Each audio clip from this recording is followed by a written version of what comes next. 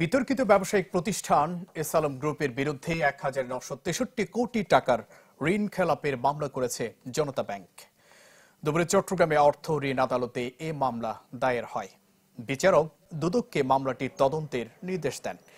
মামলায় এসালম গ্রুপের অঙ্গ প্রতিষ্ঠান গ্লোবাল ট্রেডিং কর্পোরেশন ও এসালম ট্রেডিং ছাড়াও সাইফুল আলম মাসুদ সহ ১০ জনকে আসামি করা হয়।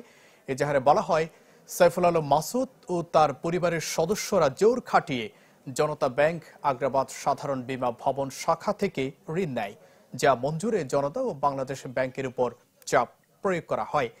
এমনকি ঋণ পরিশোধের সময়সীমা অতিক্রম হলেও টাকা ফেরত দেয়নি এসালম ও তার পরিবার।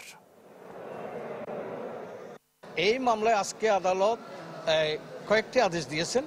তার মধ্যে একটি আদেশ হলো যে ৪ নম্বর বিবাদী সাইফুল আলমের ফার্স্ট সিকিউরিটি ব্যাংকের যা সিকিউরিটি আছে তা সবগুলি করে শেয়ার।